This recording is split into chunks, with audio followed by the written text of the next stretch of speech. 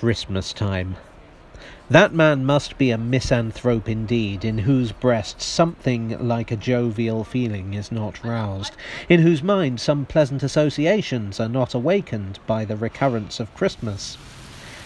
There are people who will tell you that Christmas is not to them what it used to be, that each succeeding Christmas has found some cherished hope or happy prospect of the year before dimmed or passed away, that the present only serves to remind them of reduced circumstances and straitened incomes,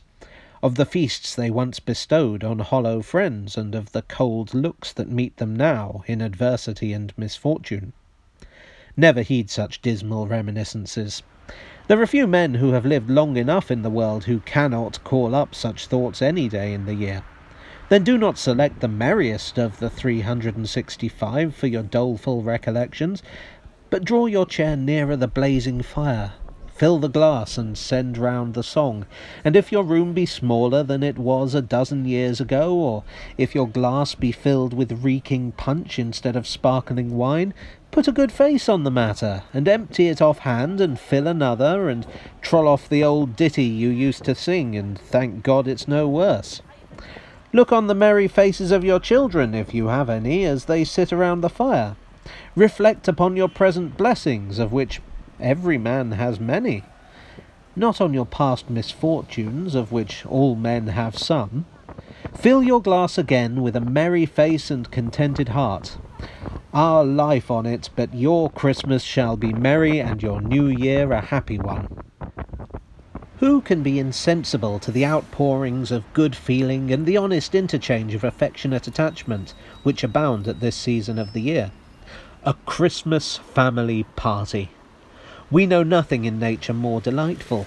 There seems a magic in the very name of Christmas. Petty jealousies and discords are forgotten, social feelings are awakened in bosoms to which they have long been strangers. Father and son, or brother and sister, who have met and passed with averted gaze or a look of cold recognition for months before, proffer and return the cordial embrace, and bury their past animosities in their present happiness.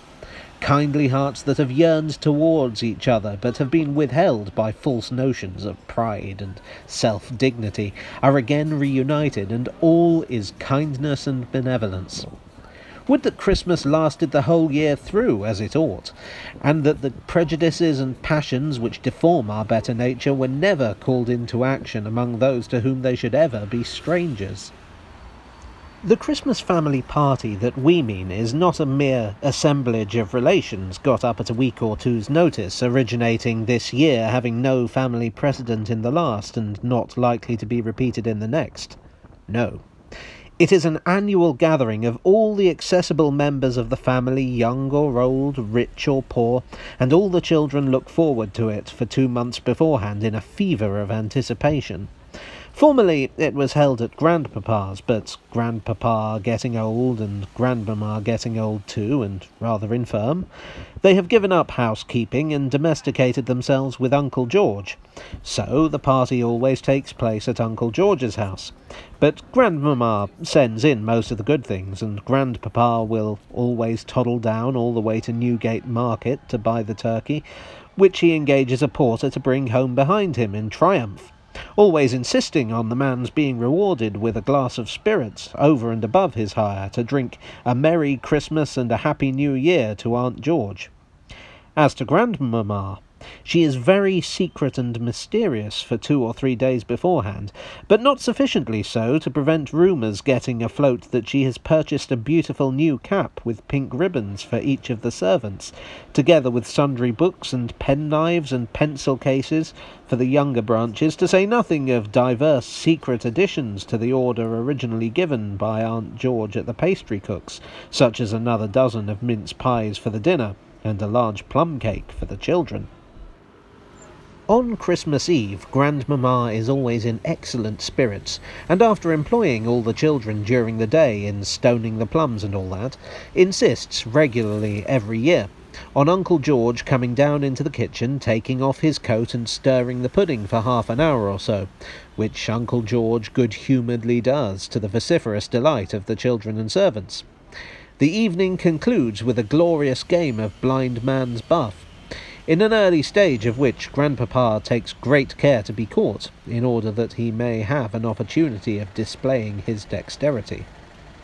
On the following morning, the old couple, with as many of the children as the pew will hold, go to church in a great state, leaving Aunt George at home dusting decanters and filling casters, and Uncle George carrying bottles into the dining parlour and calling for corkscrews and getting in everybody's way.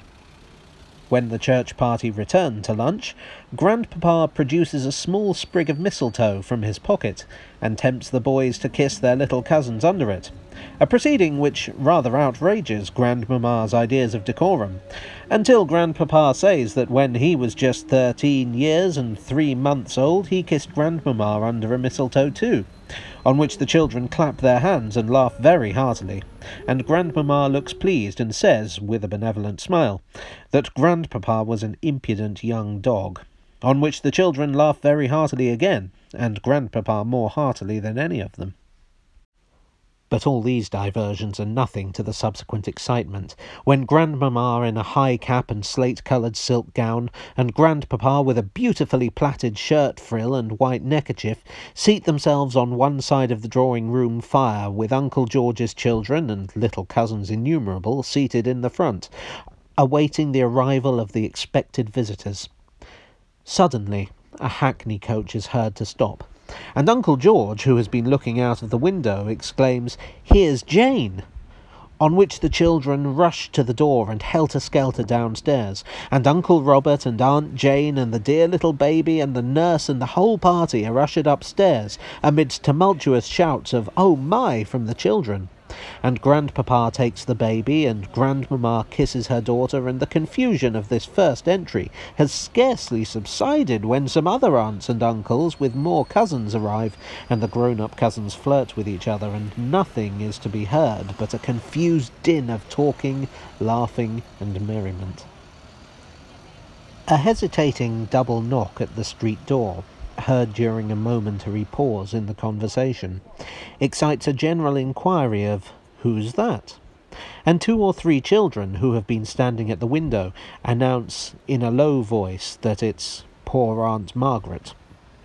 upon which Aunt George leaves the room to welcome the newcomer, and grandmamma draws herself up, rather stiff and stately,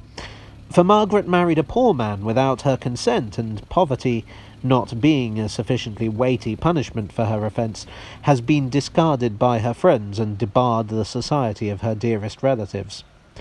But Christmas has come around, and the unkind feelings that have struggled against better dispositions during the year have melted away before its genial influence, like half-formed ice beneath the morning sun.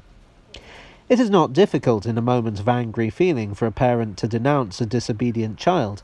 but to banish her at a period of general goodwill and hilarity from the hearth round which she has sat on so many anniversaries of the same day,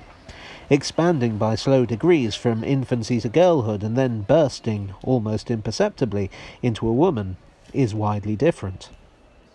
The air of conscious rectitude and cold forgiveness which the old lady has assumed sits ill upon her, and when the poor girl is led in by her sister, pale in looks and broken in hope, not from poverty, for that she could bear, but from the consciousness of undeserved neglect and unmerited unkindness, it is easy to see how much of it is assumed. A momentary pause succeeds. The girl breaks suddenly from her sister and throws herself sobbing on her mother's neck. The father steps hastily forward and takes her husband's hand. Friends crowd round to offer their hearty congratulations, and happiness and harmony again prevail. As to the dinner, it's perfectly delightful.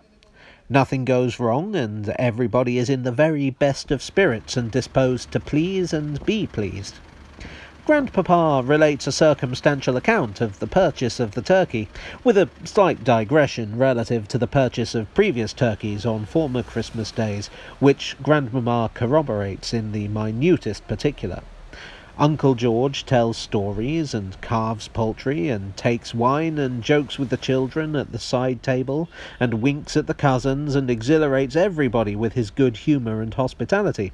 And when at last a stout servant staggers in with a gigantic pudding with a sprig of holly in the top, there is such a laughing and shouting and clapping of little chubby hands and kicking up of fat dumpy legs as can only be equalled by the applause with which the astonishing feat of pouring lighted brandy into mince pies is received by the younger visitors. Then the dessert, and the wine, and the fun, such beautiful speeches and such songs from Aunt Margaret's husband, who turns out to be such a nice man and so attentive to Grandmamma. Even Grandpapa not only sings his annual song with unprecedented vigour, but on being honoured with a unanimous encore according to annual custom, actually comes out with a new one which nobody but Grandmamma ever heard before, and a young scapegrace of a cousin, who has been in some disgrace with the old people for certain heinous sins of omission and commission, neglecting to call and persisting in drinking Burton ale, astonishes everybody into convulsions of laughter by volunteering the most extraordinary comic songs that ever were heard. And thus the evening passes, in a strain of rational goodwill and cheerfulness, doing more to awaken the sympathies of every member of the party in behalf of his neighbour, and to perpetuate their good feeling during the ensuing year, than half the homilies that have ever been written by half the divines that have ever lived.